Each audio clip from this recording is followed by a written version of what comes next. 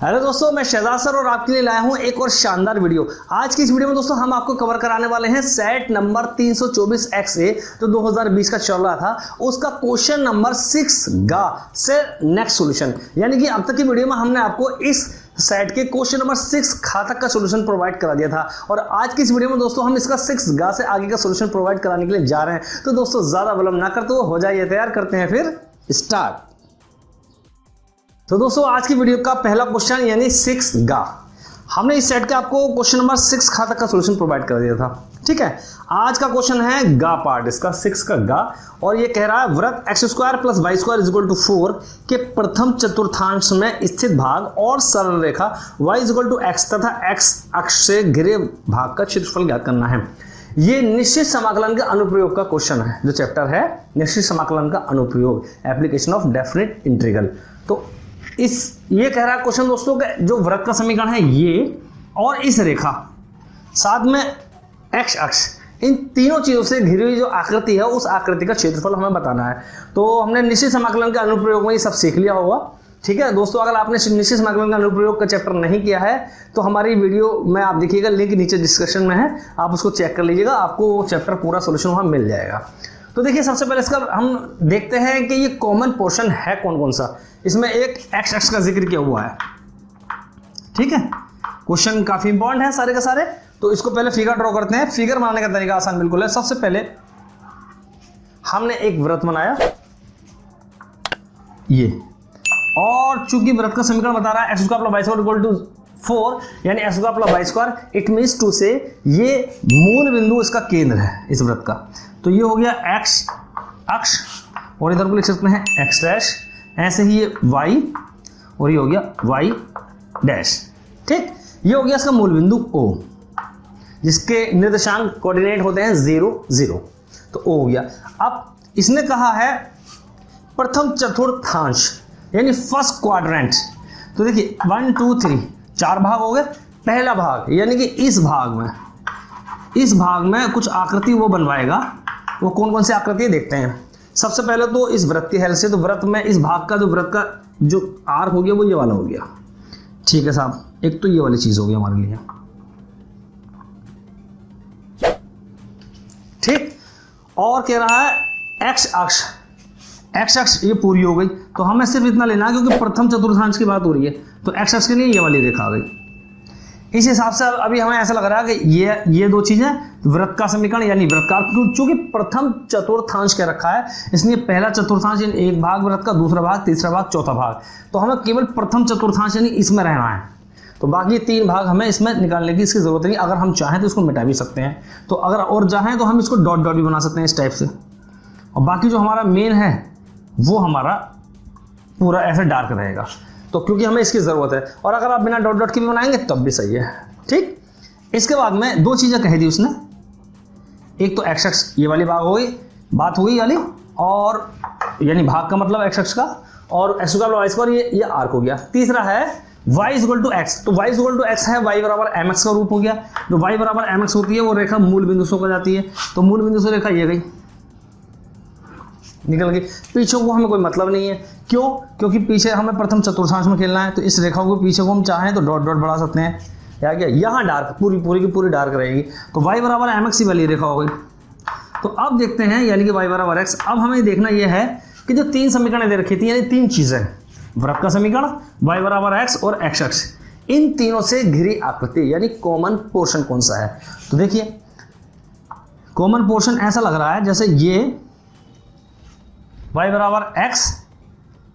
x अक्ष और ये वाला पार्ट जो आया, जो डैशेस हम कर रहे हैं, इस भाग का क्षेत्रफल बता रहा है। अच्छा, ये पार्ट क्यों नहीं है? इसलिए नहीं है कि इस वाले भाग में आर्क y बराबर यानी कि x² + y² = 4 यानी वृत्त का, तो चलो इसमें भाग आ गया कि वृत्त आ गया, y = x भी आ गई, लेकिन x अक्ष नहीं आई क्योंकि x अक्ष यहाँ है। ये y आ रही है इसके तीसरे पॉइंट, है ना, इसलिए ये वाला भाग नहीं लेंगे, ये वाला भाग लेंगे। तो इस भाग में इस वाले जो एरिया में तीनों चीज़ आ गई, y = x, वृत्त ये आ गया और x अक्ष हो गई। तो इसका हम चाहे तो नाम डाल सकते हैं O A, और इसका एक बिंदु P कह दिया, ये P। अब हमें इस डैशेस का क्षेत्रफल निकालना है। तो अब हम डैशेस आपको दिखा दिया, इसे हटा देते हैं थोड़ी देर के लिए। ठीक है, इसे निकालने का तरीका, इस पर हम एक लंब ड्रॉ कर दिया इस पर, और इसे हम कह दिया बी पॉइंट कह दिया। ठीक, अब सबसे पहले देखिए ये जो रेखा है और ये वृत्त है, रेखा निकल गई यहाँ तक, ये रेखा इस वृत्त को दो भाग पर काट रही है, यानी दो पॉइंट पर, एक ये पॉइंट और एक ये पॉइंट। तो सबसे पहले इन पॉइंट्स का हमें निर्देशांक याद करना है, तो दिखाते हैं हम आपको इधर से। देखिए पहले इन दोनों को सॉल्व करेंगे। यहाँ पर चित्र में काटने का मतलब होता है मैथ में इनको हल करना। तो समीकरण 1 व 2 से, तो यहाँ लिखेंगे समीकरण 2 से y का मान समीकरण 1 में रखने पर। ठीक, तो समीकरण 1 में रखेंगे y बराबर x, यहाँ रखा, तो it will come out x square plus का वाई स्क्वायर की जगह x square is equal to 4, ये हो गया हमारे पास 2x स्क्वायर इक्वल टू 4, और ये हो गया हमारे पास x square equal to 2, then x equal to plus minus under root 2, x के दो मान आ गए। तो जब पॉइंट डाल देंगे, जब x बराबर अंडर रूट 2, तब समीकरण 2 से y बराबर x है और x की जगह अंडर रूट 2 है। तो पहला पॉइंट हो गया हमारे पास, पहला पॉइंट जो ये है वाला पॉइंट है धनात्मक है, इधर से प्लस और इधर को प्लस, तो धनात्मक है, यानी कि इसका नाम दे रखा हमने p x, y मिलकर पॉइंट बन गया हमारे पास, एक पॉइंट बन गया। p x की जगह आ गया हमारे पास रूट 2, y की जगह रूट 2, और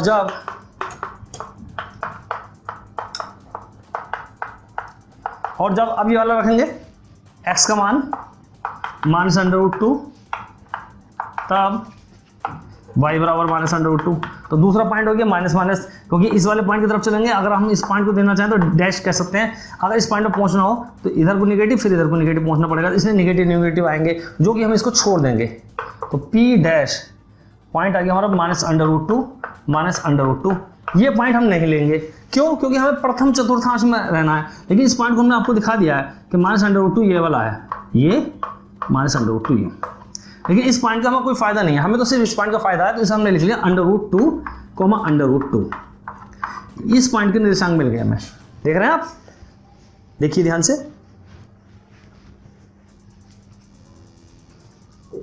अगर अब हम यहां पहुंचे 9th क्लास की तरह, जैसे ग्राफ पर जाते हैं, तो यहां पहुंचने का तरीका हो गया इधर और इधर। इट मीन्स अंडर रूट 2 ये कहना चाह रहा है कि अंडर रूट 2 तो ये डिस्टेंस है यहां से लेके यहां तक, है ना, और अंडर रूट 2 ये ऊपर है, ऊपर वाली लिखने रहे हैं चित्र में, समझ जाएंगे आप। अंडर रूट 2 तो इस b के निर्देशांक अगर निकालना चाहें तो b के निर्देशांक बन जाएंगे अंडर रूट 2 0, और a का निर्देशांक कितना है, x का by square is equal to 4 का मतलब क्या है, ये 4 का मतलब है 2 स्क्वायर, वृत्त का समीकरण है।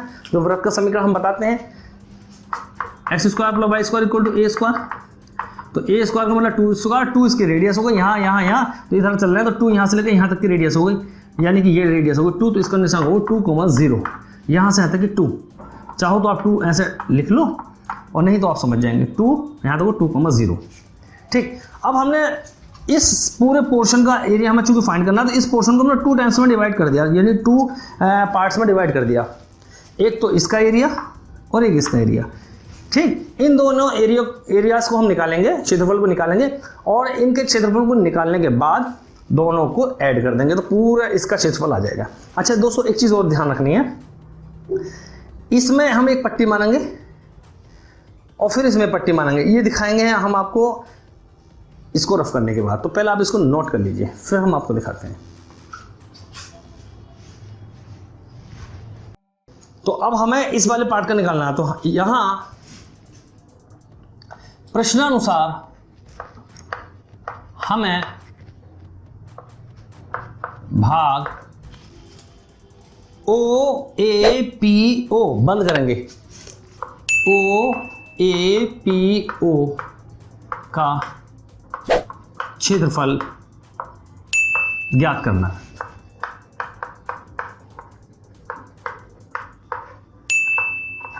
ठीक, तो इसके लिए हम पहले इतने भाग का क्षेत्रफल याद करेंगे, फिर इतने भाग का क्षेत्रफल याद करेंगे और इसके बाद में इन दोनों को ऐड कर देंगे। तो लिखेंगे केस फर्स्ट डाल देते हैं, स्थिति फर्स्ट, केस फर्स्ट भाग OBPO के लिए हेडिंग डाला। ठीक, अगर आप बिना भाग के भी करना चाहें तो डायरेक्ट भी हो जाएगा, इसका क्षेत्रफल बराबर इसमें निकाल सकते हैं, लेकिन आपको बहुत ही अच्छे तरीके से हम बताना चाहते हैं। माना इस पर एक एलिमेंट्री स्ट्रिप ड्रॉ करेंगे अब हम, ये इसका नाम आएगा PQRS या LMNO। PQ का इस्तेमाल हो गया है, अच्छा PQ का इस्तेमाल हो गया, तो इसे एक काम कर देते हैं, P माना ना उसे P1 कह देंगे और ये P डैश हो गया। जहां पर हमने निशान P √2 लिखा है उसे आप 1 लिख लेना, तो ये P1 होगा, क्योंकि इस पट्टी का नाम हम जो डालना चाह रहे हैं PQRS डालना चाह रहे हैं। अच्छा, इस फिगर को आपकी समझ में वैसे आ रहा होगा, बिल्कुल जूम करके दिखा देंगे। ये P, ये वाली पट्टी जिसे हम डैश कर रहे हैं, ये ठीक है, ये Q, R और S। इस पट्टी की लंबाई हमने मान ली y और चौड़ाई मान ली dx। फिगर तो हम दिखाना चाहते हैं आपको पूरा, ये और बड़ा दिखाते हैं। ये हमें ये निकालना है, ये हमारा डैशिश हो गया, इतने भाग का निकालना हमें। ठीक, ये भाग है हमारे पास O, ये B पॉइंट, ये A पॉइंट और ये P1। ठीक, यहाँ पर इन दोनों चीज़ों को निकालना, तो पहले इसका त्रिभुज का क्षेत्रफल निकालना चाह रहे हैं, तो इसके लिए हमने एक पट्टी मानी, ये वाली रेक्टेंगल होती है, इस पट्टी का नाम कहते हैं P, Q, R और S। इसकी लंबाई y और चौड़ाई जो है, ये छोटी वाली जो चौड़ाई है ये dx, जो कि x अक्ष पर है, इसलिए x अक्ष का छोटा सा गुणनखंड है, टुकड़ा है, इसलिए इसे dx कहा। तो इसकी लैंग्वेज लिखेंगे, एलिमेंट्री स्ट्रिप को कहते हैं हम प्रारंभिक पट्टी। तो इंग्लिश मीडियम वाले बच्चे भी समझेंगे, जो आप इंग्लिश में लिख रहे होंगे प्रारंभिक पट्टी, तो हिंदी में लिखते हैं माना PQRS कोई एलिमेंट्री स्ट्रिप है या प्रारंभिक पट्टी है, प्रारंभिक पट्टी है जिसकी लंबाई y तथा चौड़ाई dx है। तब इस पट्टी का क्षेत्रफल इज इक्वल टू आयत का क्षेत्रफल लंबाई गुणा चौड़ाई। ठीक, अब हमें आते हैं संपूर्ण भाग, इसका नाम देंगे, क्या नाम भाग का संपूर्ण का, OBP1O। अभी P1 कह देंगे यहाँ पर, OA P1 भाग OBP1O का क्षेत्रफल। तो देखो लंबाई गुणा चौड़ाई इसकी पट्टी का हो गया। ये पट्टी कहाँ से कहाँ तक जा रही है अपने मन में, इसके अगर हम पहिए मान लें मन में, और ये पट्टी स्प्रिंग टाइप में हो, ये वाली इस टाइप से, क्या इसे लेकर जाए तो ये नीचे को जितना है तो इसमें दबता रहे, यहाँ पर बिल्कुल दब जाए, और जब ये पट्टी ऐसे चले, इधर ऐसे चले और तो ये ऊपर को भाग खुलता चला जाए। ये आपने निश्चित समाकलन का अनुप्रयोग में बहुत अच्छी तरीके से समझ लिया होगा। तो इस पट्टी को हम एक लिमिट देंगे कि ये पट्टी जहाँ से जहाँ तक जाएगी उस एरिया को कवर करेगी। तो ये पूरे एरिया को अगर हमें लेना है तो इस एरिया का मतलब हो गया, मूल बिंदु हो गया 0,0 और बी का निशान हमने मान लिए थे √2,0 निकाले थे, यानी √2,0। ठीक, तो इस √2,0 ये हो गया। तो इसका मतलब ये हुआ कि ये पट्टी जो है x अक्ष में चल रही, चूंकि पहिए इसके x अक्ष पर हैं तो x अक्ष की लिमिट हो गई x, y, तो x 0 से लेकर √2 तक इसको हम ले जाएंगे। तो इसका इंटीग्रल कर देंगे 0 से लेकर √2, ये पट्टी चली जाएगी, यहाँ से लेकर यहाँ तक पूरा एरिया कवर लेती हुई, तो इसका क्षेत्रफल निकल जाएगा हमारे पास जो दिए गए भाग है। अब इस y का मान कहाँ से निकालेंगे, देखो दोस्तों y यहाँ पे भी और यहाँ पे भी है। y कहाँ से निकालेंगे? पट्टी का ऊपरी सिरा, ध्यान से जो हम बता रहे हैं इस चीज को नोट करें। पट्टी का ऊपरी सिरा जिस वक्र से स्पर्श होकर चलता है उसी वक्र के समीकरण से, चाहे वो रेखा हो या वक्र हो, उसी के समीकरण से y का मान निकालते हैं। एक बार फिर से नोट करेंगे, जो हम एलिमेंट्री पट्टी मानते हैं, इस पट्टी का ऊपरी सिरा जिस भी चीज से टच होता है, चाहे वो वक्र से हो या रेखा से हो, उसी के समीकरण से y का मान निकालते हैं। तो अब देखेंगे ये ऊपरी सिरा पट्टी का ये वाला है, ये कौन सी है, ये क्या चीज है, वक्र है या रेखा है? तो ध्यान से देखें हम, ये रेखा है, तो इसलिए y का मान रेखा का समीकरण से आएगा, यानी 2 से। तो अतः समीकरण 2 से, समीकरण 2 से हम इस y का मान निकालते हैं। तो समीकरण 2 से y का मान इसमें रख देंगे, तो क्षेत्रफल आ जाएगा √2 तक, तो इसकी लिमिट है, और y का मान हो गया x dx। इसका इंटीग्रल करेंगे x²/2, लिमिट लगा देंगे, upper limit minus lower limit, 2 - 0 square कर दिया ना, इसका मतलब ये हो गया 1। तो ये हो गया क्षेत्रफल A1 कह दिया इसको। अब निकालते हैं केस 2। केस 2 क्या है भाई? इतना जो भाग करे था हमने, इतना पार्ट तो सर्कल ले लिया, अब बचे ये वाला है ना। तो भाग BAP1 के लिए, भाग BAP1 और B तक के लिए, ठीक। फिर से वही एक एलिमेंट्री स्ट्रिप फिर से मान लेंगे, छोटी सी स्ट्रिप, कोई सा भी नाम दे सकते हैं। मान लिया हमने क्या, L डैश M डैश। तो पुनः माना L डैश M डैश एक प्रारंभिक पट्टी है जिसकी लंबाई वही y तथा चौड़ाई dx है।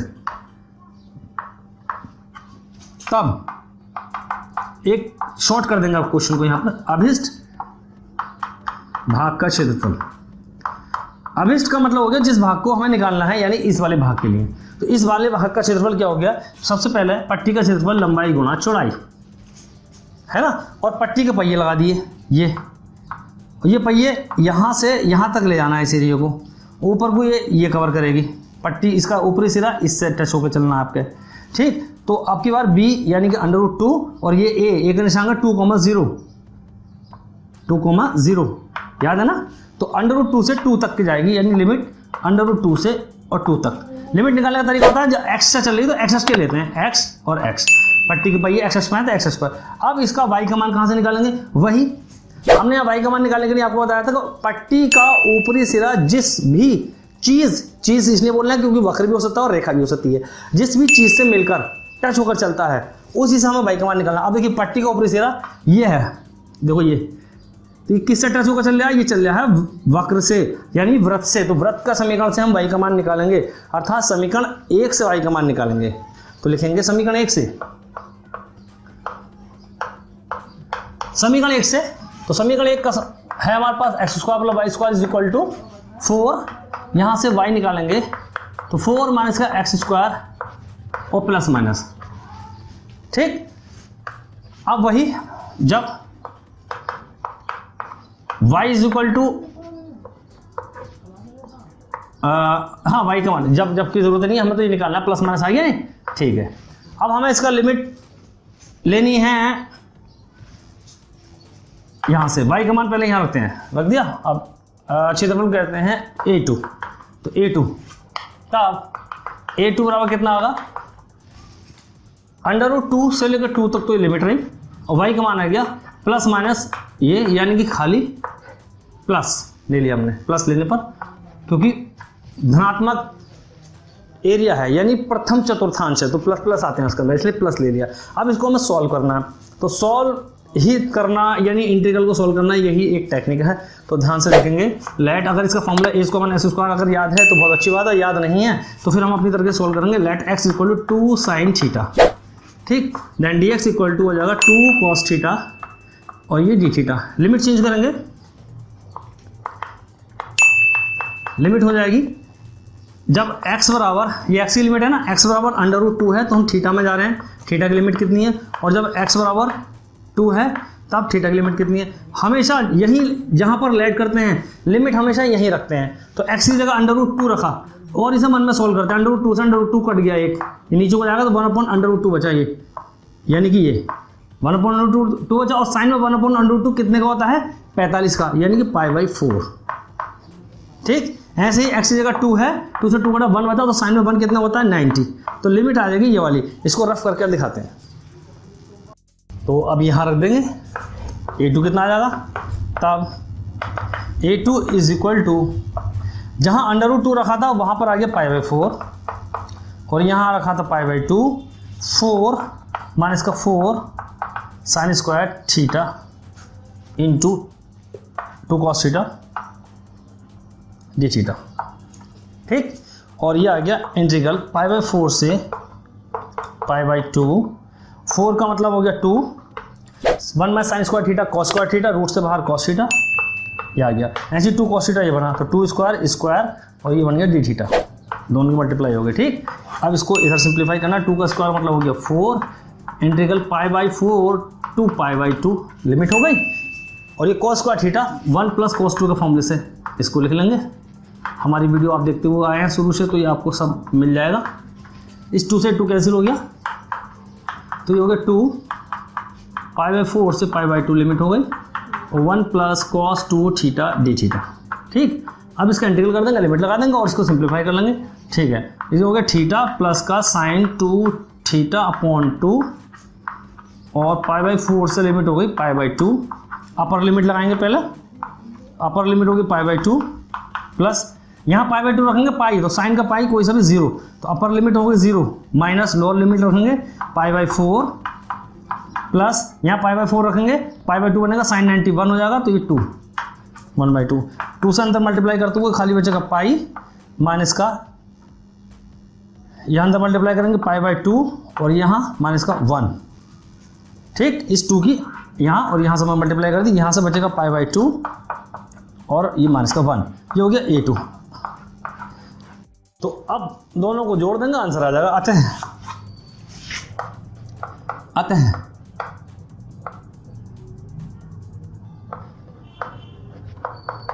अब इस भाग, जो भाग हमें पूछा था वो क्या था, ओ से शुरू करे थे, ए तक गए थे, ऊपर P1 था, फिर O A P1 और फिर O का क्षेत्रफल। तो वो क्षेत्रफल हो गया हमारे पास A1 + A2। A1 जो था वो 1 था, और A2 जो है वो π/2 - 1 है, ये 1 से 1 कैंसिल हो गया, तो आ गया π/2 इकाई। ये हमारा पास आंसर आ गया है। अब हम इसका चलते हैं पार्ट नंबर घ पर। घ पार्ट जो है वो एक प्रायिकता का सवाल है, प्रोबेबिलिटी का। एक थैले में 5 लाल, 4 काली तथा 3 सफ़ेद गेंदें हैं। यदि एक के बाद एक 3 गेंदें निकाली जाएं तथा निकाली गई गेंदों को पुनः थैले में वापस नहीं रखा जाता है, तो तीनों गेंदों के लाल निकालने की प्रायिकता क्या होगी। तो बहुत ही अच्छा क्वेश्चन है, इंपॉर्टेंट क्वेश्चन है। देखिए दिया है, क्या दिया है, सबसे पहले लाल गेंदें यानी कि R for red balls is equal to 5। लाल गेंदें हिंदी में लिखना चाहे तो लिख सकते हैं, और ब्लैक माने B फॉर ब्लैक, काली गेंदें हैं 4, और वाइट माने सफ़ेद गेंदें हैं हमारे पास 3। वो ये कह रहा है 3 गेंदें निकालनी है, और तीनों पहले किस तरीके से सारे एक थैले में डाल दी, इनको मिला दिया। अब एक गेंद निकाल ली, इसकी प्रायिकता निकालनी कितनी है। वाइट कौन सी गेंद निकलवा रहा है ये, लाल निकालने की। लाल गेंद निकले, इसके कितने चांसेस हैं, कितनी प्रायिकता है। ठीक है, अब इसमें इस गेंद को जो निकाला इसमें नहीं रखा है, इसे है रहने दिया। फिर से एक और निकाली, अब कितने चांसेस हैं और अब कितने चांसेस हैं, ये सारे चांसेस बताने हैं। तो देखिए कुल गेंदें कितनी होगी इसमें, कुल गेंदें यानी टोटल नंबर ऑफ कुल गेंदें यानी कि NS, total number of results. तो 5 4 9 3 12, घटना ई फॉर इवेंट, घटना कह रहा है एक लाल गेंद निकालना। पहले तो एक लाल निकालेंगे, एक लाल गेंद, ये काम हमें करना है इसमें। तो भाई लाल गेंद निकालने के लिए इस समय 5 गेंदें हमारे फेवर में हैं, तो total any number of favourable cases हो गए, यानी एनी का मतलब हो गया 5 जो फेवर में है। तो अतः अब इस प्रायिकता दिखाते हैं। तो अतः इसे फर्स्ट पॉइंट डाल देंगे।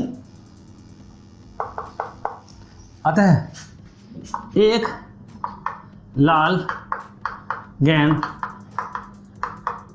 निकालने की प्रायिकता प्रोबेबिलिटी P1, ठीक, यानी P1 R, रेड गेंद निकालने तो P1 R, तो होता है number of favourable cases upon total number of cases, यानी कि ऊपर आता है अनुकूल परिस्थितियां बटे कुल परिस्थितियां, तो N अपॉन NS। N कितना है हमारे पास? N है हमारे पास 5 बटे टोटल नंबर 12, 5 बटे 12। नंबर 2, ये एक गेंद हमने निकाल कर रख दी। अब देखेंगे, चूंकि हमने रेड गेंद निकाली, तो अब रेड गेंद कितनी बची? 4, ब्लैक वही 4 और डब्लू यानी कि व्हाइट वही 3। पुनः एक कौन सी लाल गेंद की प्रायिकता या निकालने की प्रायिकता, लाल गेंद निकालने की प्रायिकता पूरी लैंग्वेज में लिखना चाहे लिख सकते हैं। फिर से R निकाला तो अब की बार 4 है, और टोटल नंबर यहाँ निकालेंगे तो अब की बार एनी जो हमारे फेवर में बोल रहे हैं, वो लाल गेंद जो निकालनी है, जो चीज़ हमें निकालनी होती है वो कितनी है ये हमें देखना होता है, तो वही हमारे फेवरेबल केसेस होते हैं। लाल गेंद निकालनी है तो 4 हैं, तो इसलिए एनी बराबर 4, और टोटल नंबर कितने हो गए? NS टोटल नंबर केस कितने हो गए आपकी बार? 4 4 8 3 11, यानी कि 4 4 8 3 11, एक गेंद निकाल ली, तो इसका मतलब हो गया एनी अपॉन NS। फिर से एनी अपॉन NS लगाएंगे, एनी अपॉन NS वो हो गया 4 बटे 11। इसी प्रकार फिर से ऐड R कितनी बची? अब एक और निकाल कर रख दी, 3 बची अब थैले में, B वही 4 और W वही 3, तो फिर से ये निकालेंगे तो अब की बार एनी कितना हो गया? फेवर में है 3 और टोटल 10, तो इसलिए फिर से P3 फिर से R निकालने हैं, तो अब की बार R है हमारे पास 3/10। अतः 3 लाल गेंदें निकालने की अभिष्ट प्रायिकता यानी कि P, एक लाल गेंद हो और दूसरी भी लाल गेंद हो और तीसरी भी लाल गेंद हो, जब ये सेंस आता है तो प्रायिकता मल्टीप्लाई हो जाती है, और जब ये वाला सेंस आता है या अथवा, तो उसमें प्रायिकता ऐड होती है। प्रायिकता जब आपने पढ़ी होगी, सीखा होगा ये सारी चीज़ें, तो हम लगाते हैं। पहला आ गया हमारे पास 5 बटे 12 मल्टीप्लाई 4 बटे 11 मल्टीप्लाई 3 बटे 10, इसको सिंप्लीफाई कर लेंगे और वही हमारे पास आंसर आने वाला है।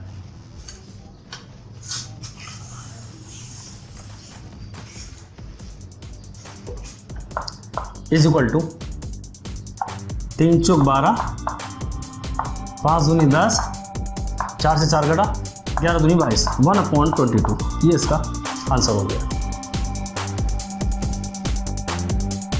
तो दोस्तों आज की वीडियो में से इतना ही। इससे नेक्स्ट सॉल्यूशन हम आपके लिए अगली वीडियो में लेकर हाजिर होंगे। दोस्तों अगर आपने हमारे चैनल को अभी तक सब्सक्राइब नहीं किया है तो ज़रूर सब्सक्राइब कर लीजिएगा, वीडियो को लाइक करिएगा और चैनल को शेयर करिएगा। नई उम्मीद नई करों के साथ हम आपके लिए ऐसे ही शानदार सॉल्यूशन लेकर हाजिर होते रहेंगे। तब तक आप अपना ख्याल रखें, मस्त रहें, व्यस्त रहें, देखते रहें हमारे चैनल। मिलते हैं फिर नेक्स्ट वीडियो।